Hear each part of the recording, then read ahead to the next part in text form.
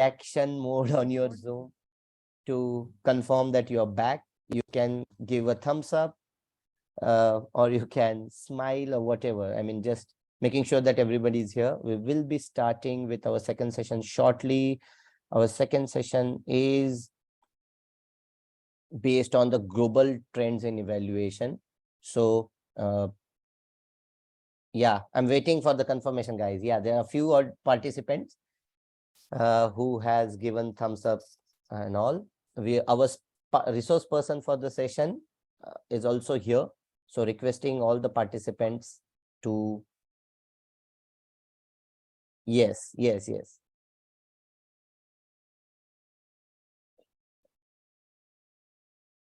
Great. So welcome all on to the second session of the Winter School 2022 based on global trends in evaluation. And for this, we are joined today with Miss Natalia Kosheleva. Natalia Kosheleva is an evaluation consultant, and she was also former co-chair of Eval Partners. I think without wasting time, I think we'll directly we'll listen to Natalia. Over to you, Natalia. I'll stop my sharing my screen and maybe you can put up your slides on behalf of all the organizing committee. I welcome you and thank you for joining us today. Looking forward. Okay. Can you see my slides, Umesh? Yes, Natalia. Perfect. Good morning, everybody. Good morning, organizers. Good morning, participants. It's a great honor and privilege to be today with you. So, and I have a pretty big tasks and big topic to cover to you because I was asked to talk about global trends in evaluation. So I tried to kind of sum them up. Probably will miss some of the points. And in terms of the logistics, I suggest that I'll go through the trends and leave some time for Q&A in the end of the session. And also, again, please feel free to send me your questions later. I will try to answer. It's really a huge topic, and our evaluation is a very, I would say, rapidly growing field, and a lot of new things are emerging. So, but I'll try to really cover today the key trends that I see. So before we go to talking about the trends, I think it's quite important for us to really understand how these trends and kind of how the trends that exist, they manifest themselves in the evaluation profession. And the thing that for us important to keep in mind is evaluation is not unlike medicine probably or some other types of professions. It doesn't exist just by itself. It's really always embedded in the management of projects, program, and other interventions. So I would say it's quite important to keep in mind that evaluation and monitoring are management tools that are embedded in the management cycle. And here on the slide, you see a very simple version of the management cycle that starts with the decision of the management to do something, followed by planning stage. Then the plan is implemented, and implementation ideally should be monitored to keep it on track. And then after some implementation of part of it was completed, then here's the time for evaluation. And evaluation is used to create information that would inform the management decision. And in most cases, evaluation responds to the evaluation needs of evaluation commissioners, who could be project funders or implementers. So it's quite important to keep in mind that evaluation exists within a very diverse ecosystem where the key players, except in addition to evaluators, people who do evaluation, are people who fund and implement the projects. And in most cases, some of these people are those who commission evaluation, and it is for their information needs that evaluators respond when we do evaluation, because evaluators don't really come by themselves and say, let's do evaluation. They're always brought in by somebody and who tell us, like, here what we need to find about the project to make the next decision.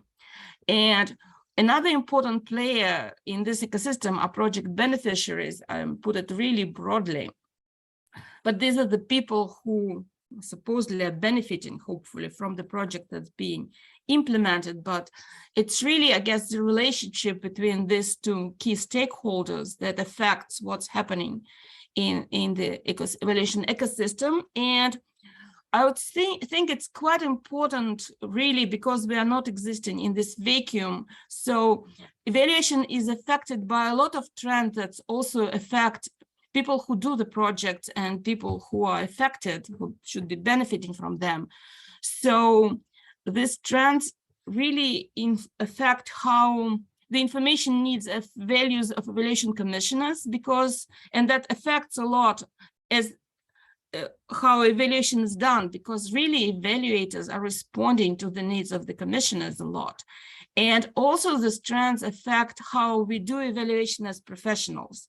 So I think this interplay of really the needs that we are responding to, and also the evolution of evaluation methodologies affects a lot,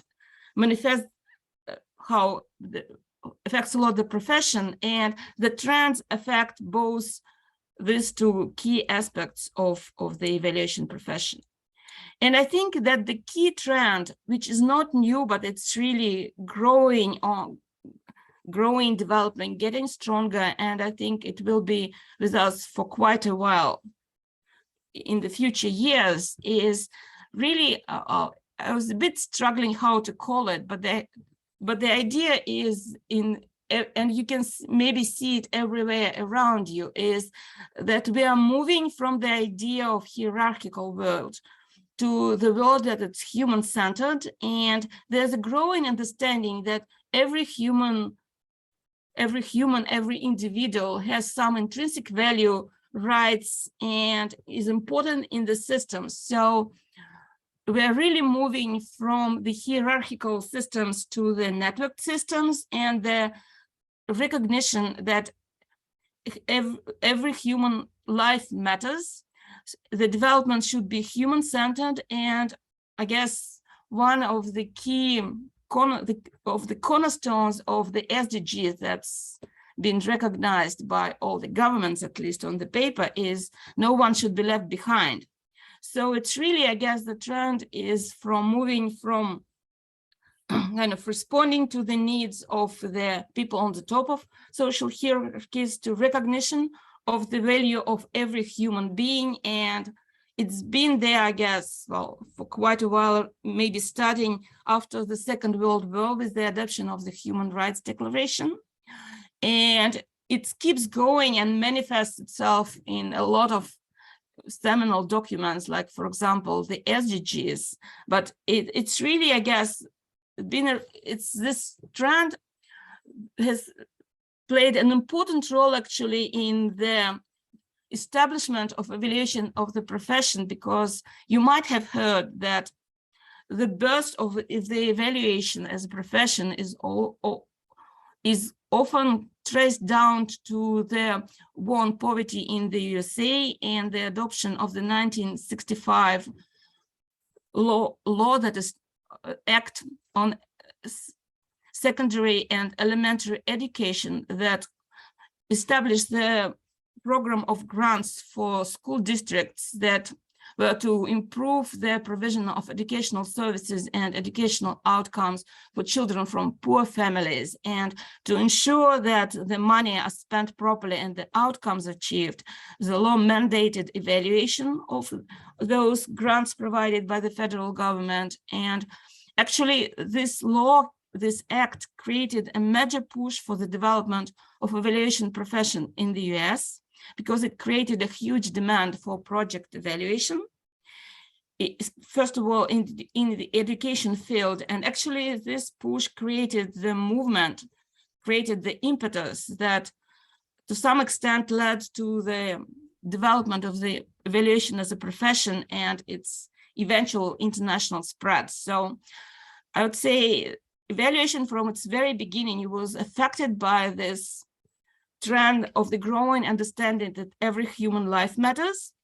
And it's very much in the evaluation DNA, and this trend is affecting a lot the evolution of the evaluation profession. And in terms of affecting the information needs and values of evaluation commissioners, it's really kind of pushing them to try to understand how this human rights consideration, gender consideration, and equity considerations are being implemented and adhered in the programs. So it's really translated already in the kinds of evaluations that are called human rights-based evaluation, gender-sensitive evaluation, and equity-focused evaluation. And these days, for many organizations, including the criteria of human rights and gender are just a mainstay. And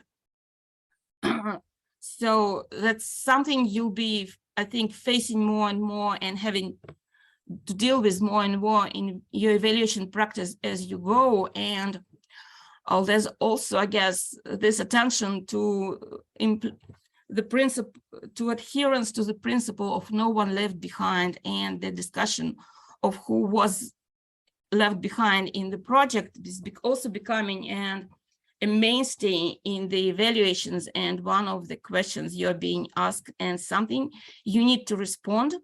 So I guess this is something you'll need to address in your evaluations more and more. And in terms of how evaluation is done, this principle of putting the growing value of an individual human being, it has translated in a number of methodological approaches of evaluation. And one of them that's been around, I would say, for quite a while, but it's really kind of, I guess, gaining more and more importance and being practiced more and more, is the use of participatory approaches, where we really move from the qualitative, like survey type approaches, where the evaluator controls fully how the questions are framed and really how people, what kind of responses people can give. We are moving to approaches where a participant has more control over his or her participation and can participate meaningfully. So these participatory approaches, they are giving these opportunities, and it's really, I would say, one of the growing fields in evaluation. And there's a growing number of various methods how people can participate meaningfully in evaluation. And when you look at the literature, the kind of, I would say, spin-offs of the participatory evaluation that are called collaborative evaluation and empowerment evaluation. And I would say the kind of distinct features of these areas is that evaluator is really more and more taking the head, not just of a person who does evaluation, kind of collects the data, does all of the interpretation, and produces judgment and recommendation.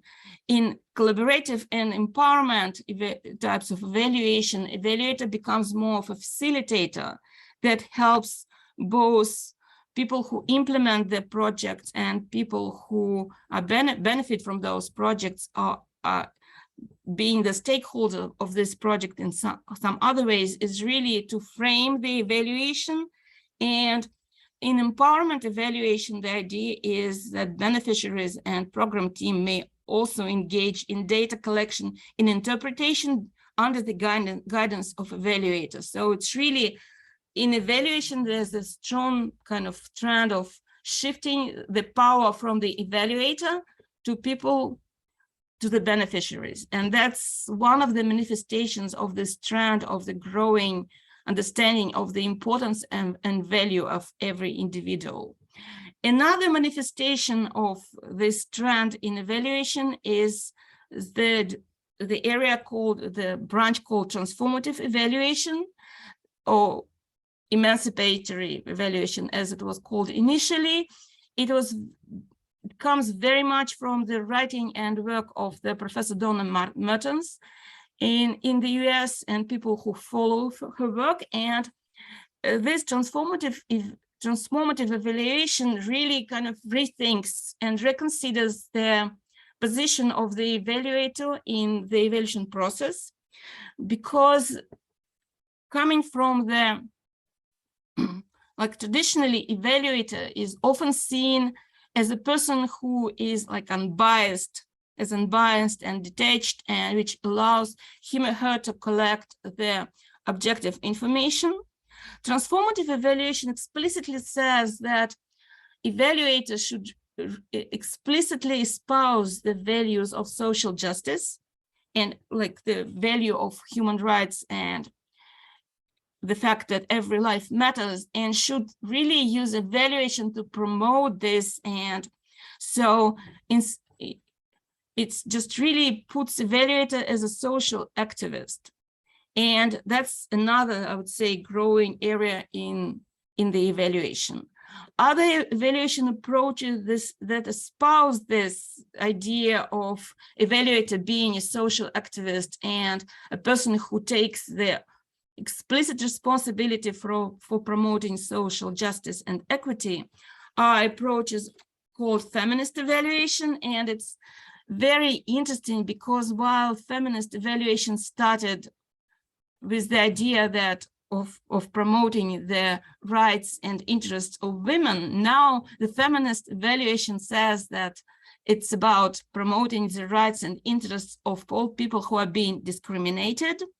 And the approach that's being used widely both in feminist evaluation, but it's, I would say, its use is growing, is the use of intersectionality analysis that helps to identify the most vulnerable group of beneficiaries and just population, analyzing the different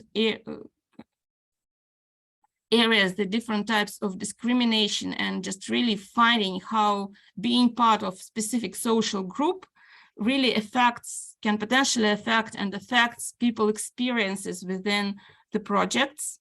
The intersectionality came out of the Black people studies, but it really can be used in different settings. And I think that's probably something for you to watch out, because I think it will be, the use of intersectionality analysis will be used more and more in the evaluation.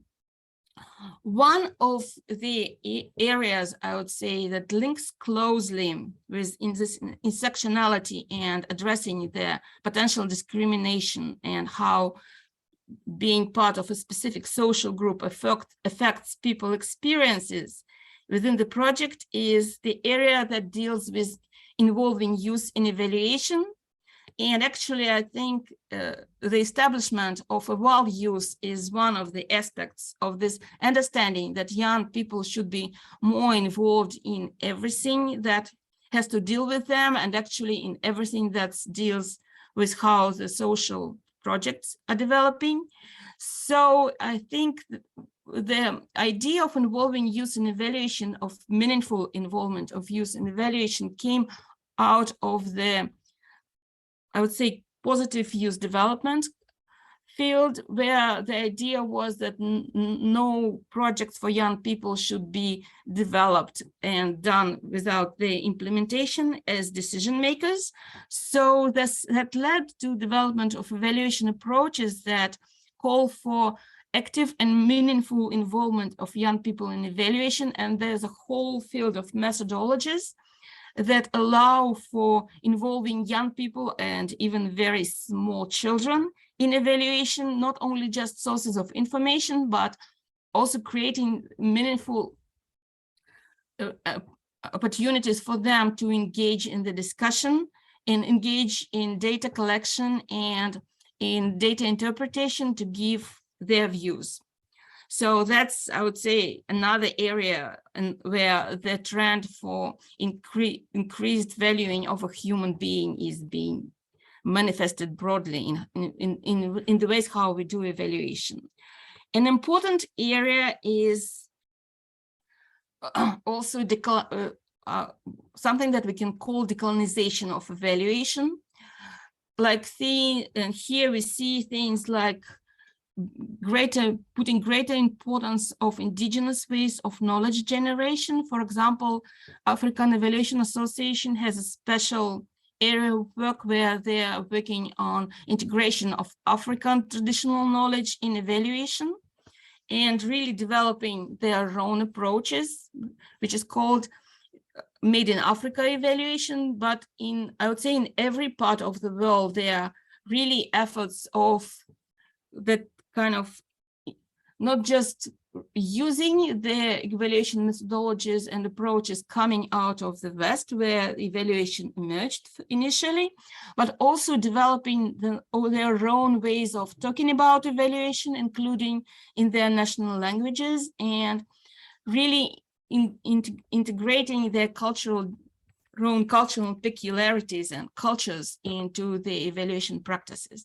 And I think we'll be seeing more and more of this in the coming years as evaluation practice is spreading and more people are engaging. So I guess when you, in your evaluation career, you're very likely to experience this dialogue and you are going to be part of it.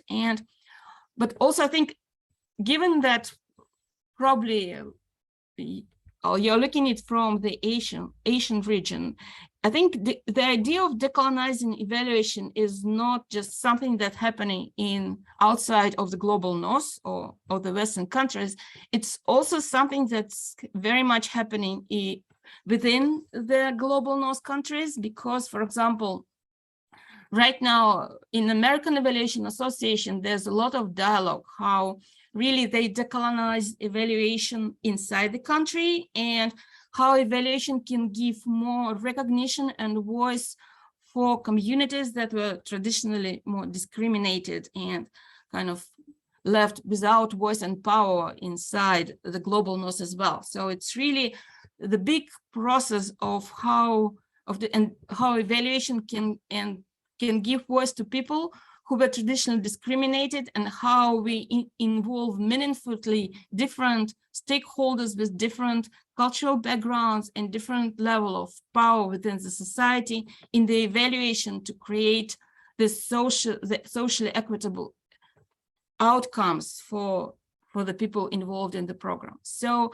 this is, I would say, a big trend that will be with us for the years to come for quite a while, because we are still not quite there where we are in the world where every life matters and no one is left behind, but we're really moving there. And so that's something I think that will be affecting your professional career a lot. So it's, I think, something quite important to think about and to understand how it affects our professional practices, and I think our professional lives and our individual lives as well.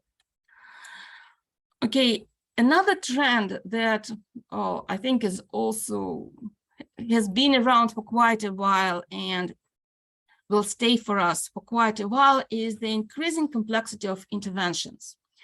As I've already told, the evaluation emerged in the field of projects in the education field, and the projects there were, I would say, quite simple because they were about improving educational outcomes for a specific group of children.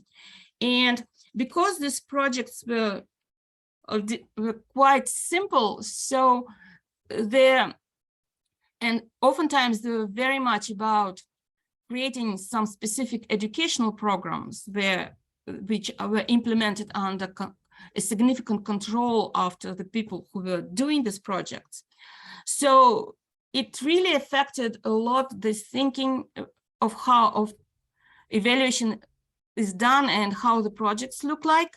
So because of this simple project, the idea of the project that was initially embedded of evaluation was something more like this domino sticks really falling and just hitting each other. So the projects were really seen as something very simple and controlled interventions.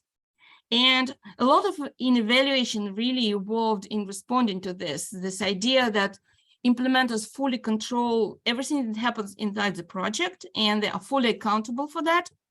So if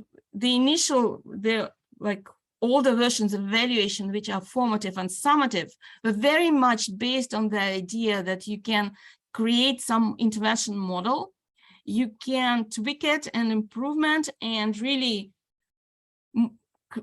improve it to perfection, and then it can be replicated in other settings without any modification and adaptation. And I think to some extent it worked well for the simple interventions that are really about some quite immediate sort of outcomes, like improved knowledge or some improved behavioral practices. But eventually, I would say the appetites and interests of the people who do interventions, who design interventions, move much further, because people realized that just simple micro-level changes are not leading to changes in big social problems. So people started trying to develop projects and programs and other types of intervention that would help us to resolve these big problems. And really, when people started aspiring for these bigger problems, trying to solve these bigger problems, they started to realize that you just cannot just plan things and just follow how you make them, because it won't necessarily lead to the solution, to the result, to the needed outcome, because there are a lot of other factors affecting achievement this outcome. So this understanding of and this increasing complexity of interventions, they really had a very significant effect on what's happening in the evaluation field. And it already led to actually emergence to the development of a number of new approaches. And the ones that I would like to mention are developmental evaluation, that was developed by Michael Quinn Patton, one of the living gurus in the evaluation field, who has a lot of impact on how evaluation is done. And interestingly, like the developmental evaluation emerged as Michael's response to the client need, when the client said like that they are interested to keep improving and adapting the program, because they realized that the context is changing all the time and they need to adapt the program. So at some point, Michael was telling that the client said, like, when he said that now we need to fix the program and do a summative evaluation, the client said, like, but we don't want to fix the program. We want to adapt, to develop it all the time. So don't you have some other form of evaluation except for summative and formative? That's how developmental came about. And it's really the evaluation, I would say, that sort of blurs the distinctions between monitoring and evaluation, because this is evaluation that goes along with the project and where the data is collected at some crucial points along the implementation way, and is used to really reconsider and reflect on whether the project is going in the right way. And it's done in the context where people think that they're ready to really change the program a lot in response to the data. So that's one of the fields that's emerged. Another type of evaluation is that came out from this need for and the interest to tackle the complex program is really the realization that some people realized that probably the outcomes they are getting in their interventions is as important as the principles that are being followed in the interventions, and probably the positive development programming was one of the pioneers in this field, because people were saying, okay, like we want to get some positive outcomes for young people, but it's equally important for us that these young people are being treated as partners by the implementing teams. So then they need for them emerged to evaluate and to monitor not just if the outcomes were achieved, but they were equally concerned with finding out if the principles they care about were followed in the project. That's how the principle-based evaluation emerged, and this is another growing field in the evaluation field. And the ambition of the people who do the projects, programs, and interventions to really change the world came to the emergence of the Blue Marble evaluations. That is really the type of evaluation that's discussing how we evaluate programs with the global ambition that are trying to create changes on the global level. And so it came up with a different set of criteria and principles of how we evaluate projects. If, for example, one of the principles is the consistency between the global and local level of the interventions, really looking that we apply the same, we don't forget about our global ambition and what we're trying to achieve on the global level when we do this, the local level activities within such project. So that's another whole area of evaluation that's developing now, and there's a community of practitioners around this. The area that's evolving in parallel, and I think has a lot of linkages with this, is what we call SDGs evaluation. And it's again discussing how evaluation can support achievement of the Sustainable Development Goal. And in terms of how we do evaluation to really address this growing ambition of the people who do interventions is the use of system thinking and complexity theory, and that's really a rapidly growing field in the evaluation. But also I would say, because like people are trying to tackle the broader ideas, it also manifests itself in the growing use of geospatial methods, because for some projects, when you're trying to do the changes like on a bigger scale, and also like in things like environmental changes, you do need to have this bigger type of data. And that's why the geospatial methods are being used more and more often in different types of projects. And also I would say it's the use of behavioral science that's trying to just really, that's looking at how big groups of people are working, how they change their behaviors. That's another trend that I think you'll be seeing more and more in your evaluation practice. So that's another big trend that affects evaluation. Oh, another big trend that's affects not just evaluation, but I would say everybody on this planet and all practices, is the spread and the exponential development of digital technologies. So I call this trend digitalization, and so I think that's going to be with us in the future, and we will be seeing a lot of interesting developments in these fields. But I would say already things that are coming there is that and I would say the COVID pandemic really gave a strong push to this, and I'm seeing this more and more in my work as an evaluation consultant, a person who does evaluation, is that there's a growing digital delivery of interventions. And for example, in 2020, in the projects I've been seeing, it's just really because people couldn't continue delivering interventions in person, they moved it online and really learned very quickly and produced a lot of results. So Yeah. but this digital delivery puts a lot of kind of Yeah. new challenges and new questions. That's why we really need to learn how to evaluate this digital delivery. I think That's a COVID was question. COVID was a big shift in how we do evaluations. Natalia, will it be okay if we can like maybe take a pause here and take questions, because I guess this is right in between the middle of Yes, your this is session. right. Okay, so let's do it then. Yeah.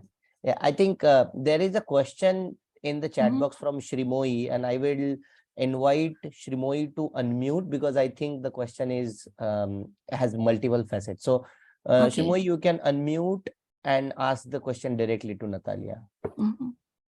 Yes. Hi, am I audible? Yes. Yes, thank you. I am just trying to switch on my video. I'll just might as well. Okay. So, hi, I just had a query which was about how the global M&E approaches are going to also take into account overlapping identities. I speak on behalf of India mostly because like my work has been in India, where there are things like, religion as well as caste, as well as gender, which are all like overlapping identities. So somebody who may be empowered in one sense are highly disadvantaged on the other. Say economically, they are really empowered, but socially they are not. So I was wondering, what are the global trends when it comes to understanding overlapping identities, especially in concerns with the global south? And it would be also helpful if you can, because previously so far we have already understood the quantitative or the qualitative side of data, and I wanted to understand that how is mixed method also like is it effective in addressing the former question which I asked, or how is mixed method as an M&E tool also becoming very effective in the day and age? So yeah, anything. Okay, thanks for this question. I would say, like I've mentioned, intersectionality. That's looking, I guess originally because it evolved from a very specific case. So when of a discrimination, when a woman was discriminated both as a woman and as a Black person. And it came, but really I think intersectionality is looking at how different aspects of a person's identity affect the person's experiences. And in evaluation, we are looking mostly at the project a program or intervention experiences. So I would say the intersectionality is the way to go, and that's why it's really growing. And for us as evaluators, it means that we need to do a very careful stakeholder analysis and just not assume that I guess we're mostly concerned with project beneficiaries in terms of creating the intervention results. We shouldn't assume that the people in the beneficiaries are homogeneous, and really try to kind of see what kind of diversity are within our beneficiary groups and how we structure our data collection really to try to capture these differences linked to all kinds of differences that may be there, including those that you've been talking about. And I know that depending on the region and depending, like if you're in the region where evaluation is more driven by international big donor organizations, you have this feel that it's more like qualitative. But really, when you talk within the people like in the global north, then I would say really the perception is the convention is that mixed method is the way to go, because it's also, I would say, meets the key principle underlying evaluation, which is the triangulation of sources of information, and methodological triangulation is a way to look at your objective evaluation from different angles and really get a balanced information. So I think in many fields of evaluation, the mixed method is seen as a standard now. And it's really the skill of evaluator how we match the methods to the questions to get the best possible answers, rather than just to choose in between qualitative and quantitative. So I guess, and I also feel that even a lot of international big organizations, they're accepting the need for the use of mixed method approaches. So I don't think it's a question one. It's really like a question anymore. And the use of mixed method, they actually give you this opportunity to really understand the diversity within your beneficiaries and capture the differences of experiences. And then you can use qualitative data really to kind of see the prevalence of the experiences within your beneficiary population. So I hope this answers. Yeah, that's really helpful. Thank you so much. Yeah, Natalia, I think we don't have any questions as of now, so we can go with the Great. content. Thank you. So let's go to the digitalization. So one of the aspects in terms of information needs of the people who commission evaluation is really, we'll be more looking at the digital delivery and how it affects people. And it's, I would say here, it poses a lot of challenges in terms of how people are being left behind now to people who doing interventions. But also it's really kind of, I guess, poses new challenges to us as evaluators, because we are also forced to some extent by COVID to do our data collection online. So on one hand, it really stimulated the development of digital data collection instruments. And it's also in building the skills of evaluators to do interviews, focus groups, and other type of interaction online. And so there's a lot of mobile and various online applications that help us to do this. And again, it really kind of, I think, creates a lot of other challenges, because we have to really deal with the issue of digital divide and really understanding and paying attention that some people are not comfortable with using technology yet, especially it varies differently, but that's something that we need to pay attention now, like, because it creates new limitations on our evaluation processes. Also, there's a growing number of digital data analysis tools, like even, for example, even the basic like tools like SurveyMonkey that allow you to collect data online now give you options and can do some of the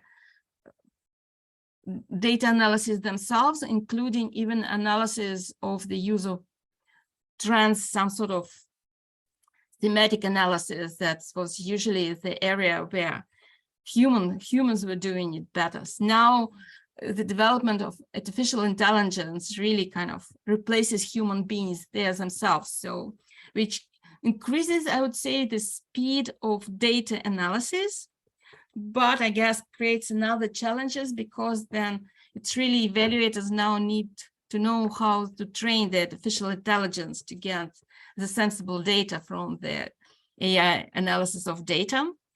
I would say another interesting tool that you may pay attention to is the use of crowd mapping. And it's like the crowd type of tools to collect the data that's already been used in evaluation, when you like map your activities or involve people in sharing their experiences using the crowd mapping tools.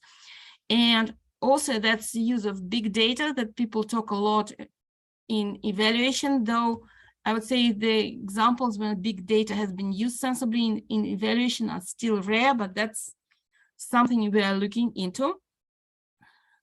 Because I would say to really use big data in evaluation, we need to have monitoring system collecting this type of data within the programs. That's why we can really use them sensibly in evaluation. And I would also say the challenge that evaluation community will need to address is the sensible use of digital technology, because digital allows us to create a lot of data, but it doesn't deal with the problem of what's been called for years, garbage in, garbage out. It's really, when we generate a lot of data, it's probably even more daunting and challenging to ensure the quality of this data, and also I'd say how we use the digital to ensure the meaningful participation of people and how we really capture the real experiences of people in our projects, because it's quite easy to capture the codified data, something that can be really coded and people can respond easily. But it's very difficult to capture the nuanced type of information that we really need. And interestingly, like I've just read the research recently that was saying that, for example, the attention span in online surveys is much lower when you do surveys like through an interview, through the data collector, because really, like, people know they can handle 5 to 6 questions, and then like their ability to concentrate of the survey is falling down. So that's again another challenge for us for how we collect the data. So I strongly suspect that really the way to go for us will be some sort of like online conversations, online focus groups, and also probably some sort of extended data collection processes when you have some sort of extended online communications where people will be able to contribute, not like in a one shot, but over a period of time. For example, I already had experience of some sort of extended WhatsApp interviews when people, like, you send the question and people send you back their voice message in response to your question, but the interview can like go over a period of time because people take the time they need to respond to your question. And so we're seeing the emergence of new data collection models. So I think that's something for you to watch out, and really that's something you'll be using more in your practices. So that's, I think, where we are moving with this trend. So digital is definitely going to be with us. It's going to affect our practice a lot, and we'll see a lot of different ways of its evolution. So I guess let's go trend by trend now. So if there are questions, I'll take them. Natalia, now we don't have a big questions now. I think we will cover. Also, I think we have 10 more minutes, 10 to 12 more minutes for the slides, and then we have maybe 7 8 minutes. So we have questions. 2 more trends, so we are good. And another trend is really what I think the growing use of visual communication. And I think it's really has to do a lot with how people deal with information because of the expansion of social media and different video formats like YouTube. So people, it's interesting, it seems like that's the proliferation of social media increases the amount of information people consume, but their attention spans are getting shorter. And so we really have to fight for the attention of people we deal with. And so this trend manifests itself in the growing use of data visualizations to communicate evaluation results. Like in the past, just the text would be enough. Now these days, just the text, even well written, is not enough. You have to use a lot of visual props, and not just graphs, but also infographics in pictures in your report. The emerging field, I would say it's not the growing, but it's an emerging field, is the use of theater performances to communicate evaluation results. And I think that's really the trend to watch for. I think we'll be seeing more of it in the future because it really helps to capture people's attention. And in terms of how we do evaluation, it's really, I would say there's a growing trend for integration of visual elements into data collection processes, like the method like photo voice, or video voice, also when beneficiaries are asked to use images and photos and videos to represent their experiences in the projects we evaluate. There's the growing use of different data collection techniques like focus group techniques that involve different types of drawing. Like, for example, people are asked not to really just talk about their experiences within the project, but also use the drawing. Like the method like Draw the Path, where they are asked to really kind of document and draw the history of their participation of the project. So there's a growing use of these visuals also in data collection. And there's the growing use of using visuals for collective data interpretations, where like graphs and graphics and different types of visuals are used as a props for collective discussion of what it really means for the people. So that's another way to watch for. And just as a tip, I've just recognized recently that the use of visuals, even in like your evaluation proposals, when you respond to the TOR, makes it more attractive for the people who make the decision. So it's really was quite amazing when I was on a committee and people were really ready to choose the proposal that was less compliant to the TOR, just because it used a lot of visuals inside and visual props that help them to guide through the documents. So that's really, I guess, another challenge for the profession, because these days, maybe not a challenge for you because I'm from the generation where the use of visuals and like graphics and especially design was something that's done by special people. But now an evaluator has to have skills to generate all these visual elements and be a designer to some extent. So that's, if you're really thinking what kind of skills you need to develop, the graphic design and the use of visuals is the way to go. So that's really the trend that's going to be with us again. And I think it will be seeing more and more of this, that we need to really know how to create visual data visualization infographics and use visuals in our work to stay current.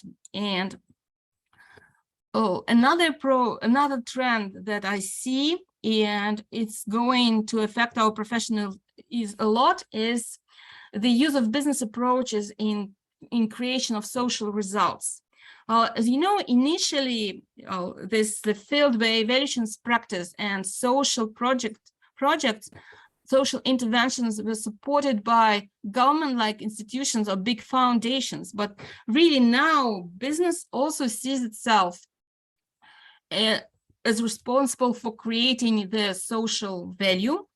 And business people, they really, I guess, they're very practical. And as we remember that evaluation is part of the management cycle. So when they have the questions now related to their social work, they turn to the regular business consultant that they're being used. And these people come up with methodologies and approaches to respond to these needs. And evaluation is not, their business people are not necessarily aware of the existence of the evaluation profession. That's why they're really kind of we're not the first sort of place where they turn to get answers to their needs.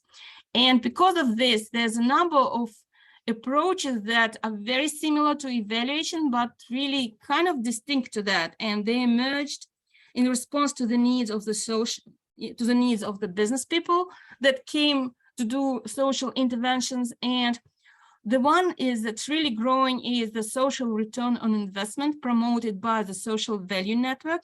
That's looking really how many, it has to do with monetization of the social results and really looking at how many dollars were created for the investment dollar invested in the social program. Interestingly, they're really kind of moving towards evaluation now, but let me talk about this in a moment. Another area is impact investing. That's very hot now.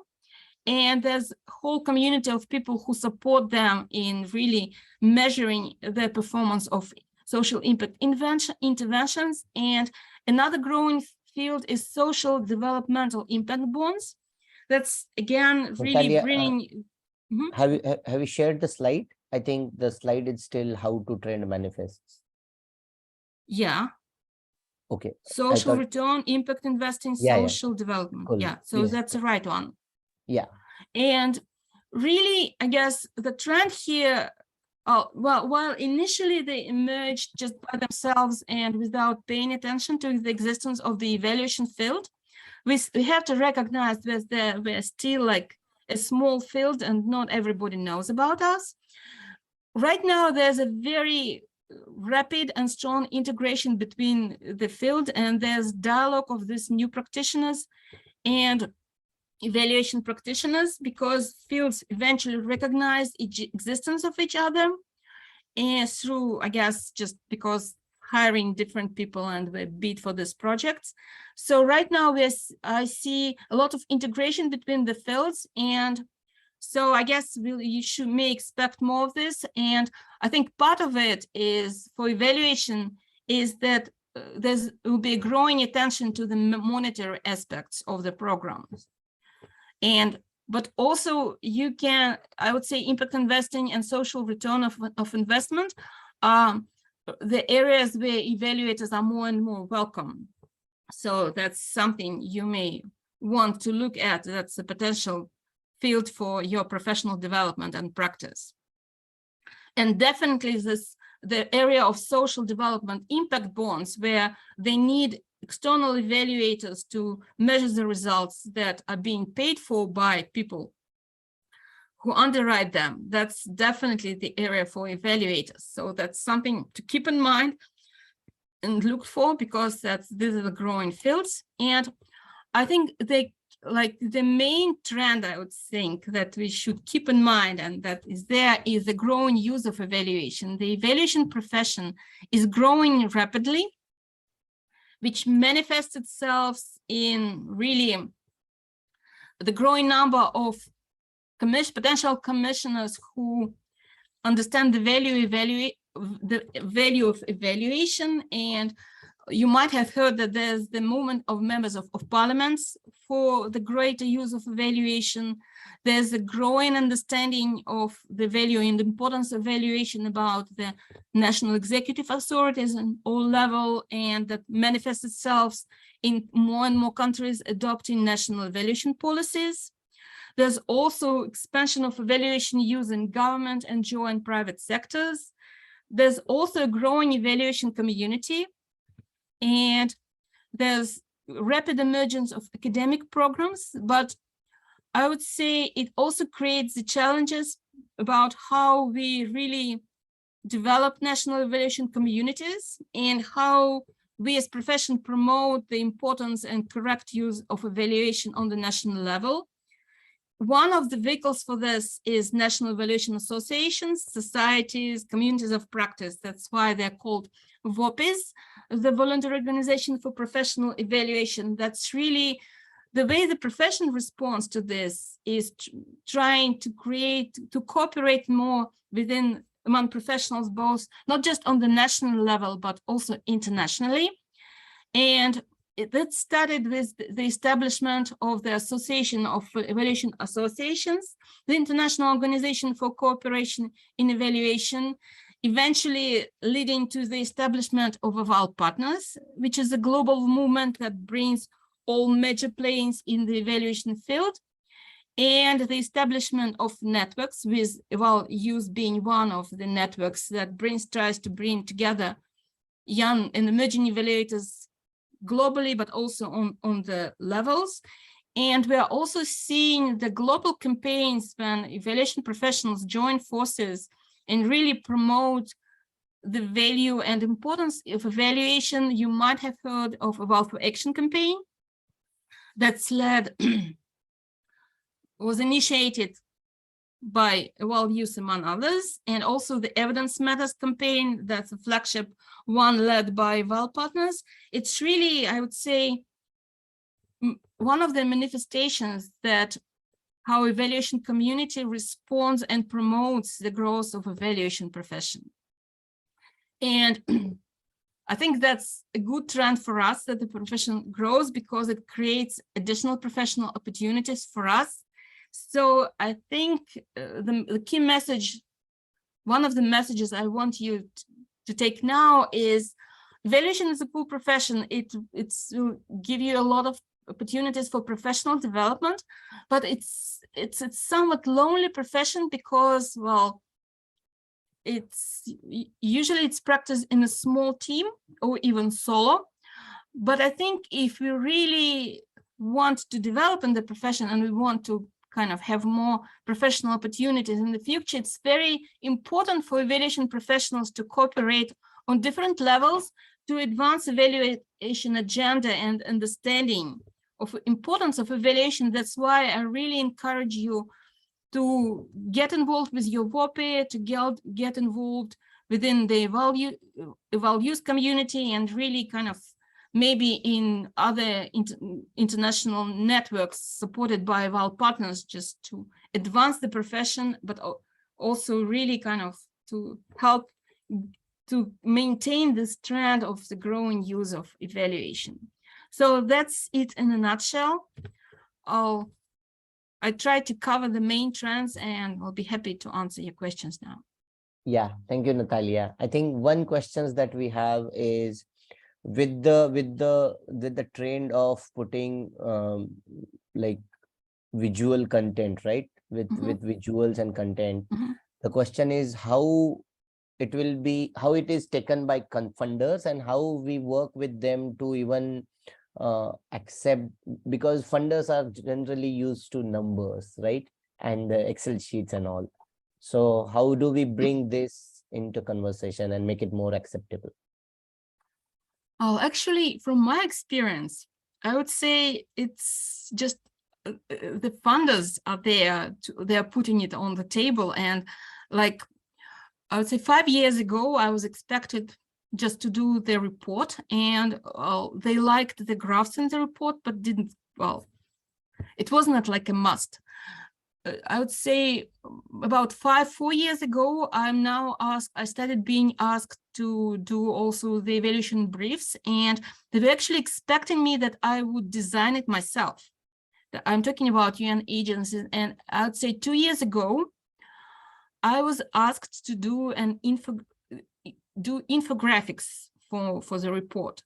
So from my experience, I would say that funders are also learning it quickly, and just, I would say you should expect that you'll be asked to do it. Yeah. And so it's not something, I would say, it's not something to bring to the table. It's really something to respond to in many cases. So just don't expect that you have to push for that. Expect that you'll be asked for that. So you have to be ready. And because also I would say, because some people are kind of really who've already invested in that, they're using this, their ability to create these visuals as a competitive advantage when they do their bids. So it's really a kind of, I would say, we are a little bit, well, because like in my case, because somebody was already offering it in the past as a way to, as a comparative advantage for the bid, I wasn't even offered some additional funding for that. So it's something you really sort of need to keep in mind, that you'll be asked for this as a default. You are very likely to be asked for this as a default, and this will come very soon. Yeah. Natalia, the last question I think we can take today is, there's a question about regarding digitization. Is there a commonly used MIS system are there few MIS systems that are commonly used in MNEM? Well, I guess, well, the most commonly used system is Excel. And actually, it's a great thing because it can do a lot, and it's cost effective. And I still think about it. I would say Excel and Google Sheets. It's pretty much the same, like electronic tables, but it's very effective, especially cost effective and adaptable. Other than that, I would say no, but because also because it's new and there's a lot of people bringing different systems on the market, and things come up all the time. So I wouldn't say there's anything standard, but Yeah. there's really Yeah. a lot of different things. But Yeah. Excel I think still yeah, institutional you. organization do custom made MIS, but I think there is no generic MIS that is available for all programs. It also varies with domain and sector and the requirement. So hope that covers the questions. I think on behalf of all the participants and the organizing team, I want to really extend a heartwarming thanks to Natalia for joining us today and also sharing some really good insights on the current trends that is happening in the domain. My highlight for the session was the way you have summarized the identity regarding either gender or the huge transmission into the digital trends. And we have also discussed in detail about how the content visualization plays a role. So I have learned a lot. I'm sure our participants also have gained a lot from this. Thank you so much, Natalia. And with this, I think we are done with the 2 sessions of the day. I request participants to stay for 2 minutes. There are a few instructions, and then maybe we will close for the day. Thank you so much, Natalia.